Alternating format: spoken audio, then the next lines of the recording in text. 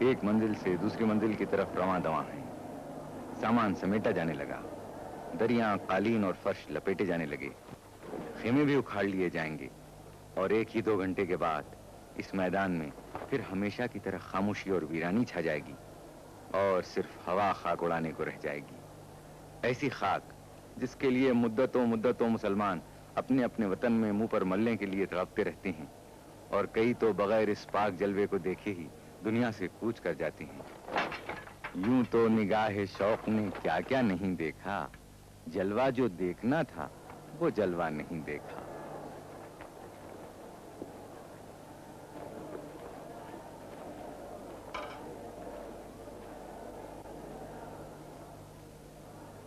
خیمے اکھاڑ لیے گئے، لیکن ابھی یہ لپیٹ کر آئندہ سال کے لیے رکھے نہیں جائیں گے، بلکہ عرفات سے مینا روانہ کر دیے جائیں گے، جہاں ابھی حاجیوں کو چند روز اور ٹھہرنا ہوگا۔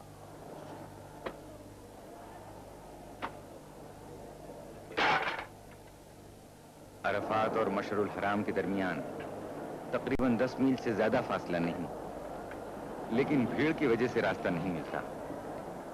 موٹروں کو اتنا سا فاصلہ طے کرنے میں 3 گھنٹے لگ جاتے ہیں۔ اس لیے بعض حاجی پیدل چلنے کو بہتر سمجھتے ہیں، کیونکہ پیدل آدمی آسانی سے راستہ نکال سکتا ہے۔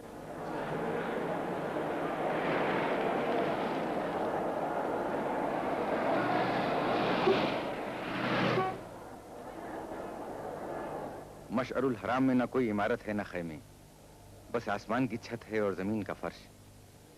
حاجیوں کو یہاں ایک رات گزارنی پڑتی ہے۔ رات ہی میں حاجی یہاں سے چھوٹی چھوٹی کنکریاں چن کر جمع کر لیتے ہیں، جو دوسرے دن مینا کے میدان میں 3 شیطانوں کو مارنے کے کام آتی ہیں، تاکہ حضرت ابراہیم علیہ السلام کی طرح بدی پر نیکی کی فتح کے سبق کو پھر سے دہرا لیں۔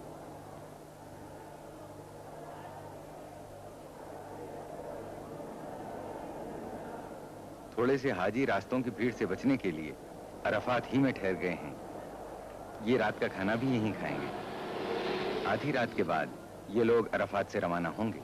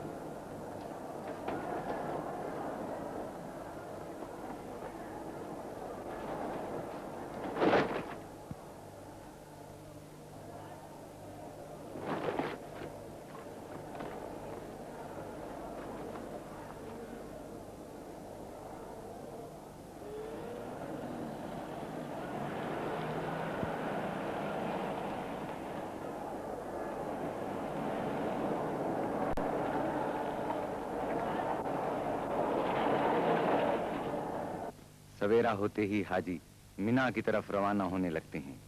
یہ رسوم حج طہارت دل و دماغ کے لیے ضروری ہیں۔ مختلف مقامات پر جا کر ارکان مقررہ کی تکمیل کرنا حقیقت میں نیکی، پاکیزگی اور وحدانیت کا سبق ہے۔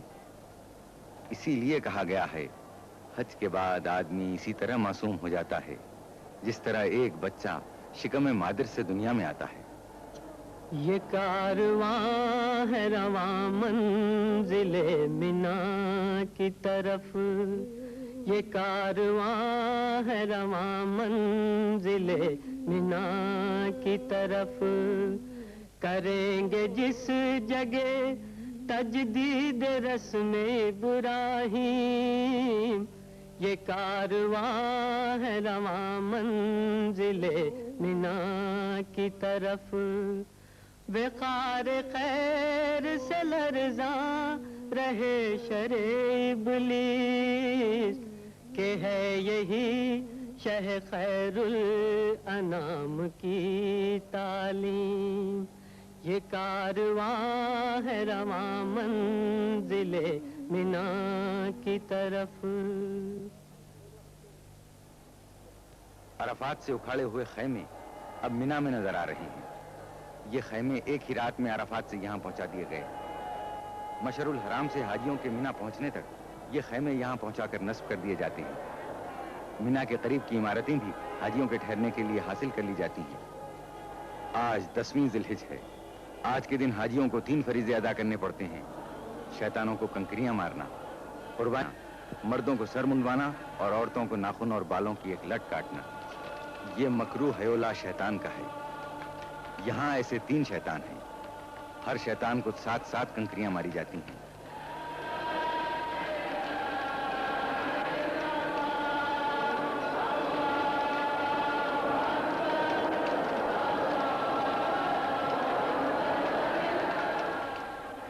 آج کی زیادہ تر کنکریاں سب سے پچھلے شیطان پر پڑتی ہیں۔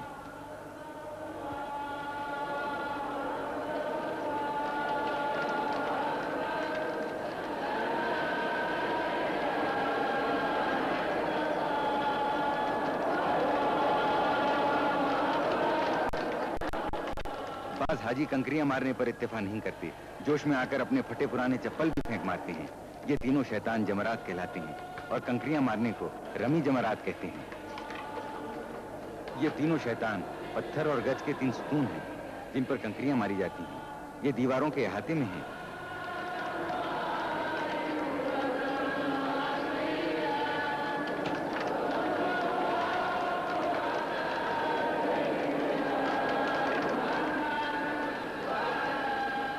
بعض حاجی اپنے معلم یعنی رہبر سے کنکریاں مارنے کا طریقہ پوچھتے ہیں تاکہ نشانہ خالی نہ جائے اور فریضہ پورا ہو۔ بعض اپنی کنکریاں بار بار گنتے ہیں تاکہ اطمینان ہو جائے کہ تعداد سے زیادہ یا کم تو نہیں ہے۔ کنکریاں مارنے کا وقت 3 دن تک ہے، مگر سب حاجی ایک ہی دن میں یہ فرض ادا کر لینا چاہتے ہیں اور بڑے جوش میں ہوتے ہیں، لیکن اتنے آدمی ایک ہی دن میں یہ کام ختم نہیں کر سکتے۔ یہ سلسلہ 3 دن تک جاری رہتا ہے۔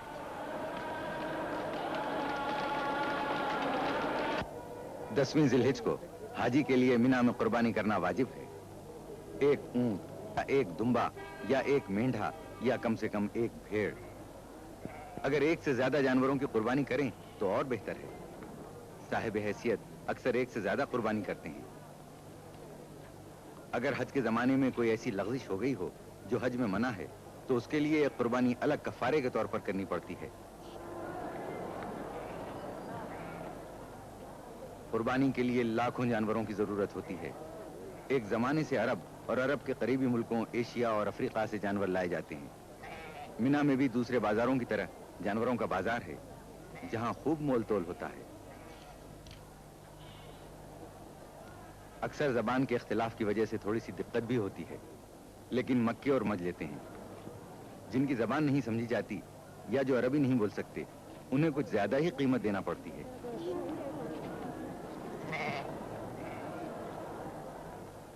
قربانی کا فرض ادا ہونا شروع ہو گیا۔ یہ قربانی حج کی قربانی ہے۔ عید قربان اس کے علاوہ ہے۔ جو لوگ خود ذبح نہیں کر سکتے ان کی طرف سے قصاب ذبح کر دیتے ہیں۔ قربانی دینے والے صرف ہاتھ لگا دیتے ہیں۔ ہر سیکنڈ قربانی کیے ہوئے جانوروں کی تعداد بڑھتی جاتی ہے اور جگہ کی تنگی ہوتی ہے، اس لیے بڑی بڑی خندقوں میں قربانی کیے ہوئے جانوروں کو بھرتے جاتے ہیں جو پہلے سے کھود کے تیار رکھی جاتی ہیں۔ جو حاجی قربانی کر چکا ہے وہ فوراً ہی اپنی جگہ دوسرے کے لیے چھوڑ دیتا ہے۔ چھوٹے جانوروں کے علاوہ اونٹ کی بھی قربانی دی جاتی ہے۔ بلڈوزروں کے ذریعے خندقوں کو دبا کر برابر کر دیتے ہیں تاکہ ہوا خراب نہ ہو۔ قربانی حضرت ابراہیم کی یادگار ہے اور اللہ نے اس واقعے کو تاریخی اہمیت دے دی۔ مسلمانوں پر اس کو اس لیے فرض کر دیا کہ ایسی بے لوث بے غرض محبت پیدا کر لیں جس میں رتی برابر شبہ نہ ہو۔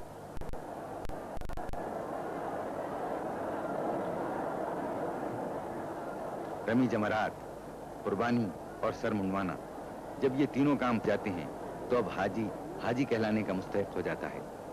حج کے باقی اعمال میں صرف اتنا اور باقی رہ جاتا ہے کہ مینا سے روانگی سے پہلے دوبارہ رمی جمرات کرے، پھر مکہ واپس جا کر کعبے کے گرد 7 بار طواف کرے اور صفا اور مروہ کے درمیان سعی کرے۔ مبارک تم کو تکمیل رسوم اولی کرنا، مبارک تم کو تعمیل الہ العالمین کرنا۔ خدایا ہر مسلمان کو یہ روزے باسعادت دے، دیا شوق زیارت سب کو توفیق زیارت دے۔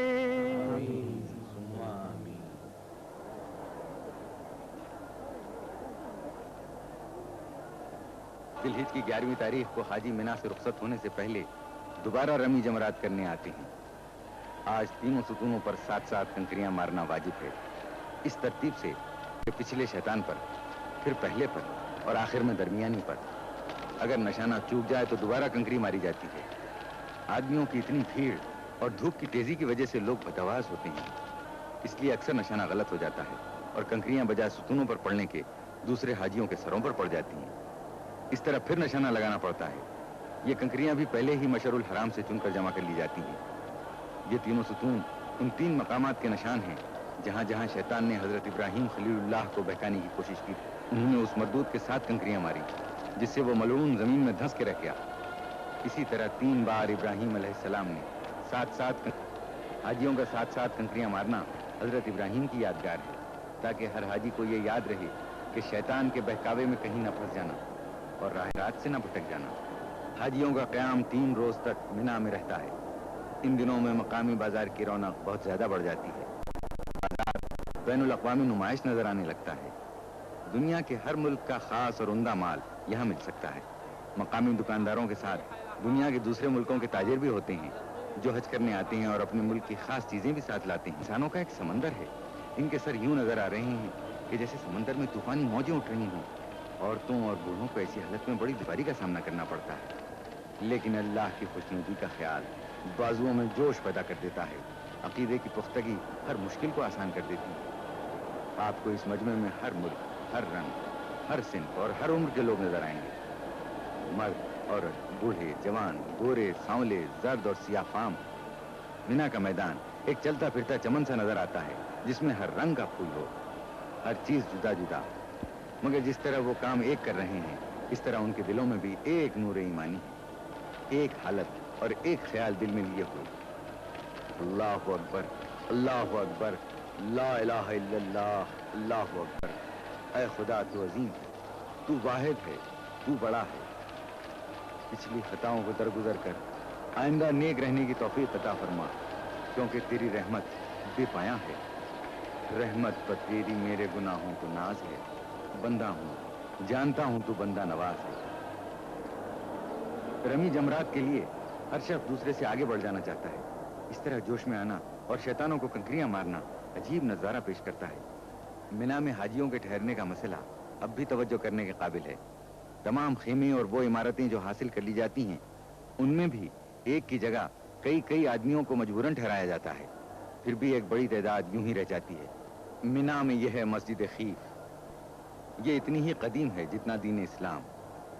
حضور سرور عالم نے اپنے صحابیوں کے ساتھ کئی بار اس مسجد میں نماز جماعت ادا فرمائی ہے۔ مسجد کا صحن کافی بڑا ہے جس کی لمبائی 100 میٹر اور چوڑائی 90 میٹر ہے۔ مسجد کے صحن میں ایک گنبد ہے جس کے متعلق کہا جاتا ہے کہ یہ آن حضرت کے ٹھہرنے کا حجرہ تھا جس میں حضرت نے تہجد کی نماز ادا فرمائی تھی۔ جڑے کونین کے بڑے ہیں قدم، نہیں وہ خاک کے ذرہ شر کی عظمت کے، یہ سب امین ہیں میراث آدمیت کے۔ نلوں میں پینے کا پانی زیادہ تر باولیوں سے حاصل کیا جاتا ہے۔ باولیاں ایرانی طرز کی اور سینکڑوں سال پرانی ہیں۔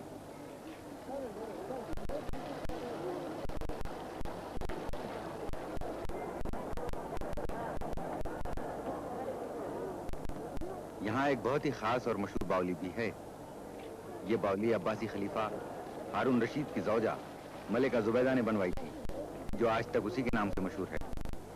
حال میں سعودی عرب کی حکومت نے جدید طریقوں سے پانی حاصل کرنے کا بھی معقول انتظام کیا ہے۔ متعدی یعنی پھیلنے والی بیماریوں کی روک تھام کا بھی خاص انتظام ہے۔ سعودی حکومت کی وزارت صحت کی طرف سے ایک کیمپ قائم کر دیا جاتا ہے۔ اس محکمہ کے لوگ دن میں کئی بار آ کر تمام دکانوں میں، خیموں میں، عمارتوں اور مکانوں میں دوا چھڑک جاتے ہیں۔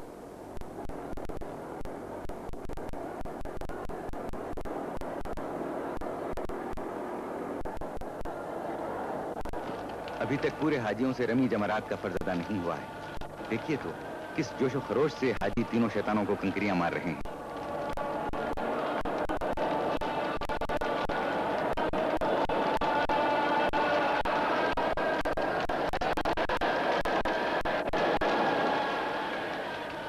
شیطان کنکریوں میں ڈوب گئے ہیں. یوں لگتا ہے جیسے شیطان لعنت کے سمندر میں غرق ہو کر رہ گیا ہو.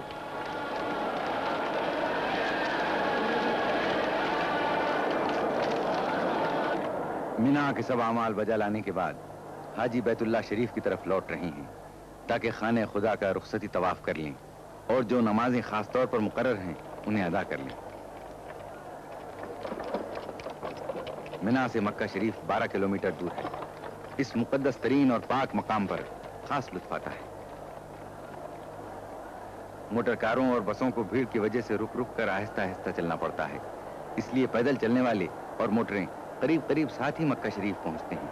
تیرے احکام پر چلتے رہے ہم، تیرے احکام پر چلتے رہے ہم، یہی ہے مدعا دل کا ہمارا، یہی ہے مدعا دل کا ہمارا، کریمہ داورا پروردگارا. ہم ایک بار پھر مسجد الحرام کے درمیان کعبہ معظم کی زیارت کے لیے حاضر ہوئے. مسجد الحرام کی وسیع عمارت کے درمیان کعبہ دل کی حیثیت رکھتا ہے. مسجد الحرام کے وسیع صحن میں سفید کپڑے کے تھان پھیلے ہوئے ہیں. یہ تھان کعبے کے پردے سے مس کیے جاتے ہیں اور ان پر زمزم کا پانی چھڑکا جاتا ہے. حاجی اس کپڑے کو لے جاتے ہیں تاکہ مرنے کے بعد انہیں اسی کپڑے کا کفن دیا جائے. موت برحق ہے کہ جو بھی ہے وہ فانی ہے. خانہ خدا جس کی بنیاد ابراہیم علیہ السلام نے رکھی اور حضور اکرم نے اس کی تکمیل فرمائی.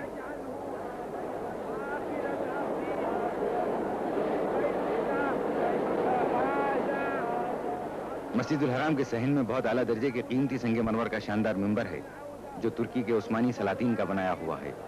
اور یہ ہے مقام ابراہیم.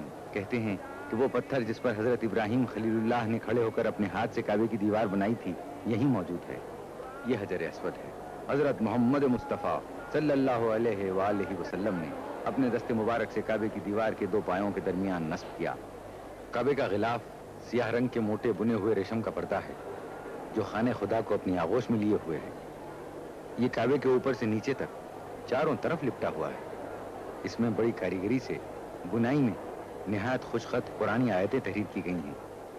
آیتیں وہی ہیں جو اللہ تعالیٰ کی طرف سے حج کے احکام اور تمام دنیا کے مسلمانوں کو آپس میں اتحاد و اتفاق قائم کرنے کی تعلیم دیتی ہیں. یہ پورا پردہ ہاتھ کا بنا ہوا ہے.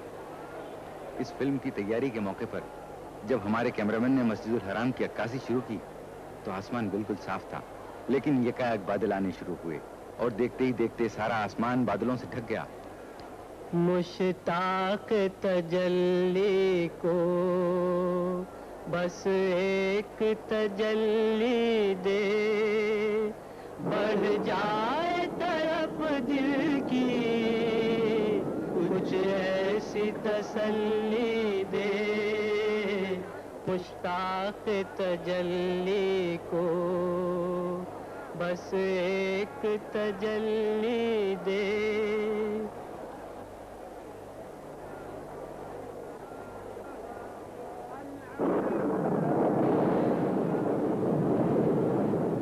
ٹھیک اسی وقت جبکہ مسجد الحرام کے دالانوں میں حاجیوں کی صفیں قائم ہو گئیں اور تکبیر کی آواز بلند ہوئی، خدا کی رحمت نازل ہونا شروع ہو گئی.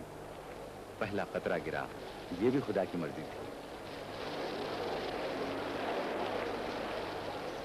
جو لوگ مسجد الحرام کے صحن میں تھے اور کعبہ شریف کا طواف کر رہے تھے وہ بھی نماز کی صفوں میں شامل ہو گئے اور عصر کی نماز شروع ہو گئی.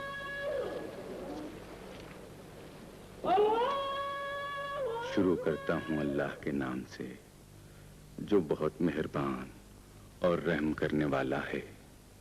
تمام تعریف اس کے لیے ہے جو سب جہانوں کا پروردگار ہے، مہربان ہے اور رحم کرنے والا ہے، قیامت کے دن کا مالک ہے۔ ہم تیری ہی عبادت کرتے ہیں اور تجھی سے مدد مانگتے ہیں۔ ہم کو سیدھے راستے کی ہدایت فرما، ان کا راستہ جن پر تم نے اپنی نعمتیں نازل کی، ان کا راستہ نہیں جن پر تیرا غضب ہوا اور جو بھٹک گئے۔ شروع کرتا ہوں اللہ کے نام سے جو بڑا مہربان اور رحم کرنے والا ہے۔ کہہ کہ اللہ ایک اور صرف ایک ہے۔ اللہ بے نیاز ہے، نہ وہ کسی سے پیدا ہوا اور نہ اس سے کوئی پیدا ہوا، ہرگز کوئی اس کا سا نہیں۔ وہ اپنی شان اور حیثیت میں اکیلا ہے۔ جیسے ہی نماز ختم ہوئی بارش بھی تھم گئی، بادل چھٹ گئے، پانی کے قطرے کعبہ شریف کے پرنالے سے اب بھی گر رہے تھے۔ سورج کی روشنی میں زیادہ چمک آ گئی، گویا ان لوگوں کی پاکیزہ دلوں کی روشنی نظر آنے لگی جو حرم خدا کے کبوتروں کی طرح بھولے والے، سلو آشتی کا نمونہ بنے ہوئے اپنے پروردگار کا حکم پورا کرنے کے لیے دور دراز ملکوں سے آ کر جمع ہو گئے ہیں۔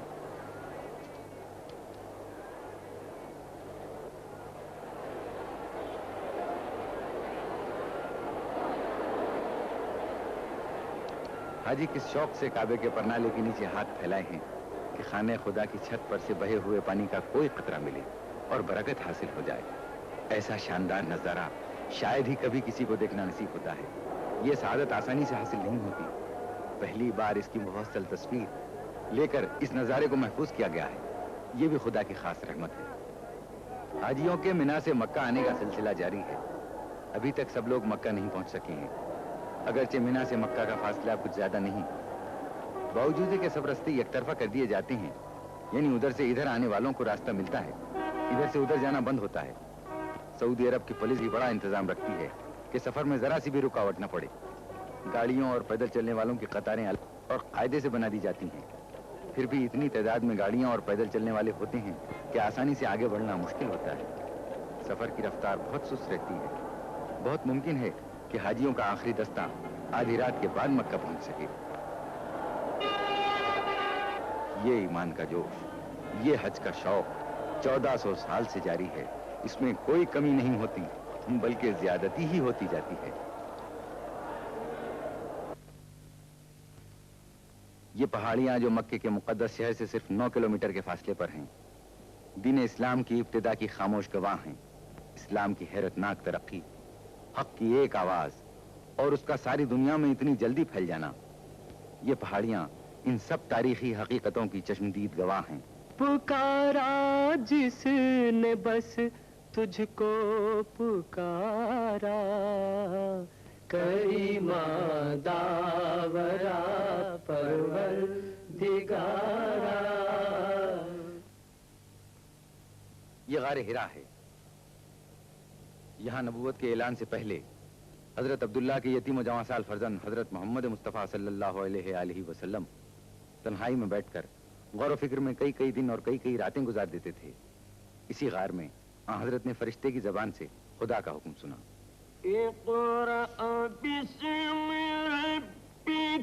پڑھو اپنے پالنے والے کے نام سے جو سب سے عظیم ہے، جس نے سب کچھ پیدا کیا، انسان کو جمے ہوئے خون سے پیدا کر دیا۔ یہ نبوت کے ظاہر کر دینے کا حکم تھا۔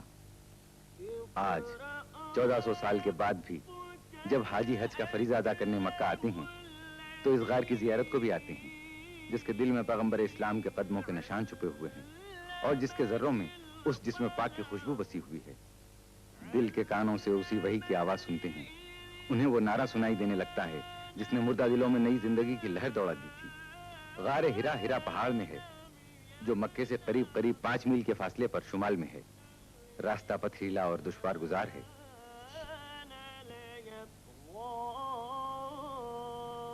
یہاں سے ہم پھر منا جاتے ہیں۔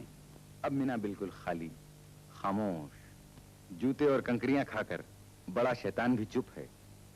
دوسرے شیطان بھی چپ چاپ کھڑے آئندہ سال کا انتظار کر رہے ہیں، جبکہ پھر حاجی آئیں گے اور تینوں شیطان ان کے ہاتھوں کی ماری ہوئی کنکریوں میں چھپ جائیں گے۔ سال بھر تک اپنے جسموں پر لگے ہوئے کنکریوں کے داغ مٹائیں گے تاکہ اگلے سال اور تازہ داغ کھا سکیں۔ مینا ساری دنیا میں اکیلا شہر ہے جو سال بھر میں صرف 3 دن تک پورے جوش و خروش کے ساتھ یہ جاگتا ہے اور پھر سال بھر کے لیے آس پاس کی پہاڑیوں کے دامن میں منہ چھپا کر موت کی نیند سو جاتا ہے۔ قدرت کا شاید یہ بھی منشا ہو، انسان اس سے عبرت حاصل کرے کہ آدم سے پہلے یہ زمین خاموش تھی، ویران تھی، پھر آدم اپنے گناہوں کی پاداش میں زمین پر بھیجے گئے۔ ویرانیاں زبردست آبادیوں میں تبدیل ہو گئیں، نیکی و بدی کی جنگ ہوتی رہی۔ پھر ایک دن آئے گا، سور پھونکا جائے گا، قیامت آئے گی، سارے انسانوں سے دنیا ایک بار پھر خالی ہو جائے گی، سنسان ہو جائے گی۔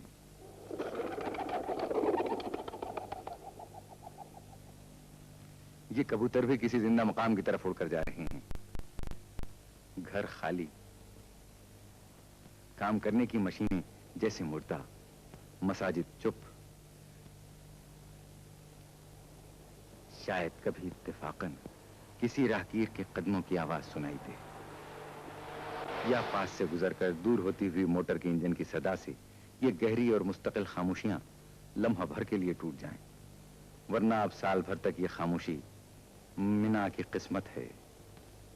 ہے سارے جہاں سے نرالا، یہ منظر ہے سارے جہاں سے نرالا، حقیقت کو دیکھے کوئی آنکھ والا، عرب اور عجم ہے سبھی ایک صف میں، نہ آقا نہ خادم نہ گورا نہ کالا، نہ آقا نہ خادم نہ گورا نہ کالا، نہ فخر امارت نہ شرم غریبی، نہیں کوئی معیار ادنا و اعلیٰ، نہیں کوئی معیار ادنا و اعلیٰ۔ دبستان وحدت میں تقسیم گم ہے، منو تو کی تفریق و تعلیم گم ہے، منو تو کی تفریق و تعلیم گم ہے۔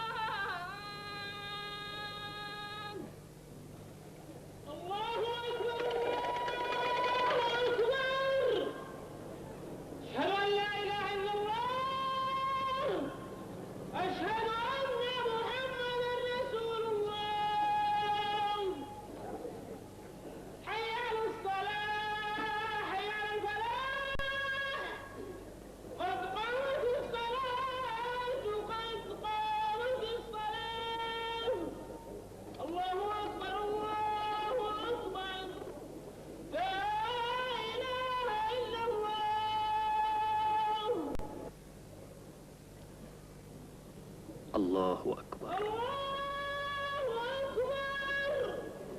الحمد لله رب العالمين الرحمن الرحيم مالك يوم الدين إياك نعبد وإياك نستعين اهدنا الصراط المستقيم صراط الذين أنعمت عليهم غير المغضوب عليهم ولا الضالين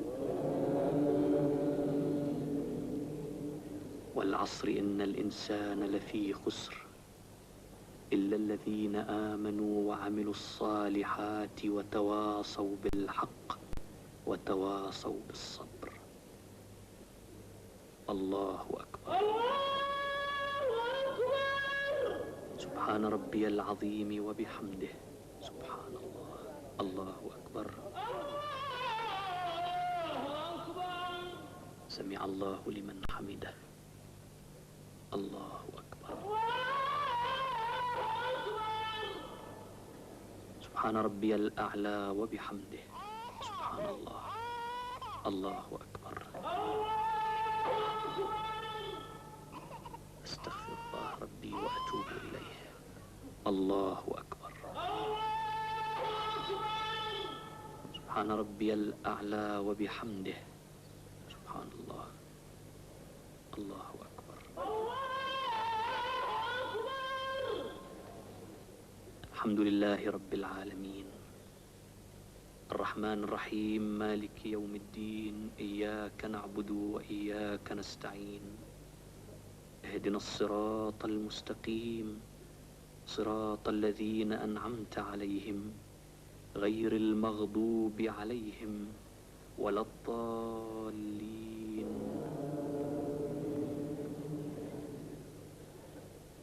ألم تر كيف فعل ربك بأصحاب الفيل ألم يجعل كيدهم في تضليل وأرسل عليهم طيرا أبابيل ترميهم بحجارة من سجيل فجعلهم كعصف مأكول.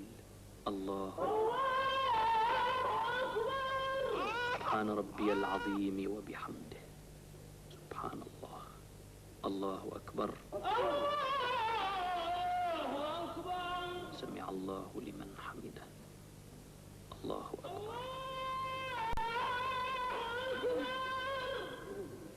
سبحان ربي الأعلى وبحمده.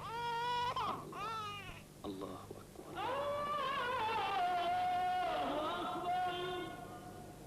أستغفر الله ربي وأتوب إليه. الله أكبر. سبحان ربي الأعلى وبحمده. سبحان الله. الله أكبر.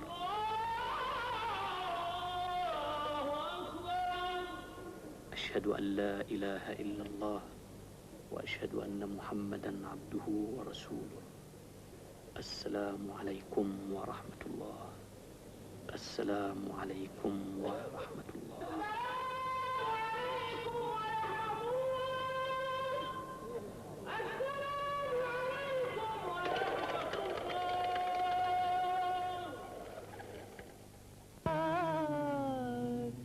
سلام علیک ودا کا رب العلا.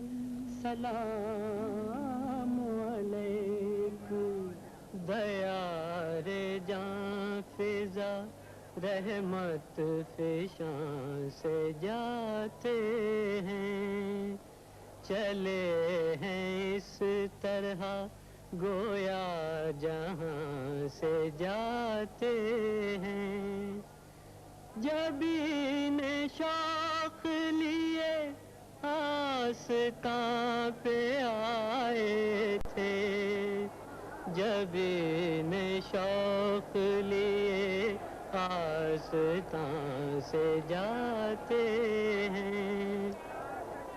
یا شفیع الورا سلام علیک، یا نبی الہدا سلام علیک، انکا مقصدی و ملجائی، انکا مدعا سلام علیک، یا شفیع الورا سلام علیک، یا نبی الہدا سلام علیک، سیدی یا حبیبی مولائی لکا روحی فدا سلام علیک، شفیع الورا سلام علیک، یا نبی الہدا